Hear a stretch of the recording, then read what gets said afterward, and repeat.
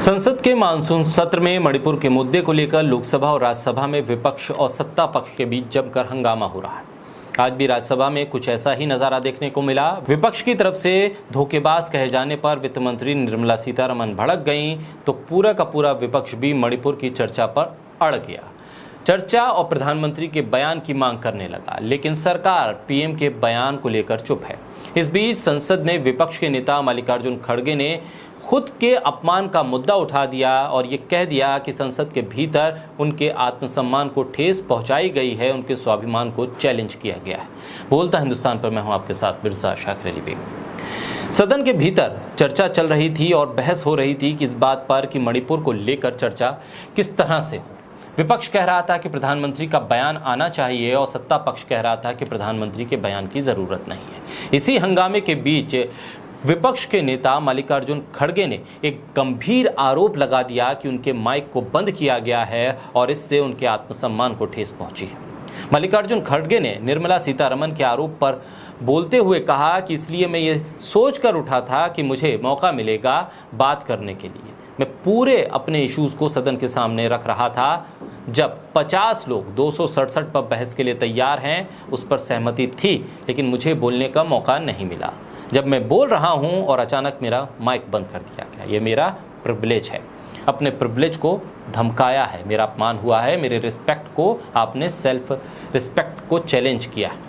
अगर सरकार के इशारे पर अगर सदन चल रही है तो मल्लिकार्जुन खड़गे ने कहा कि मैं समझूंगा कि लोकतंत्र नहीं है। हालांकि खड़गे के ये बोलने के बाद सभापति जगदीप धनखड़ ने कहा कि कुछ भी रिकॉर्ड में नहीं जाएगा। खड़गे ने कहा कि मुझे कल यहाँ बोलने की इजाज़त मिली, आपकी वजह से मुझे बात करने का मौका मिला। आप हमेशा कहते हैं कि आप 3 लोगों का सम्मान करते हैं, प्रधानमंत्री, विपक्ष के नेता और तीसरा सदन के नेता।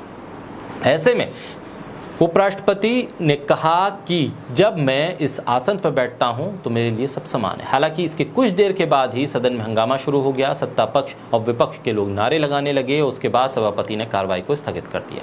जिस तरह से मल्लिकार्जुन खड़गे ने माइक बंद करने को लेकर इसे अपने आत्मसम्मान से, अपने प्रिविलेज से जोड़ा है, वो बीजेपी के लिए मुश्किल खड़ी कर सकता है। आने वाले वक्त में मल्लिकार्जुन खड़गे का यह बयान बीजेपी के लिए मुश्किल खड़ी करने वाला है।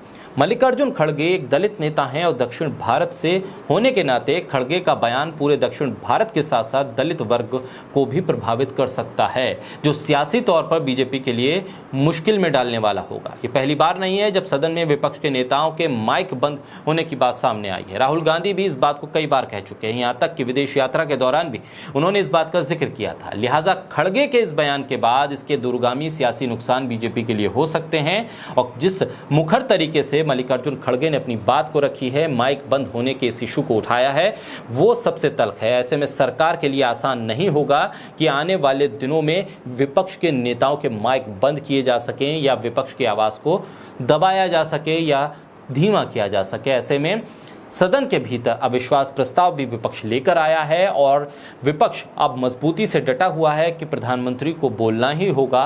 लिहाजा मणिपुर का संग्राम बीजेपी के लिए कई मोर्चों पर मुश्किल खड़ी करने वाला है।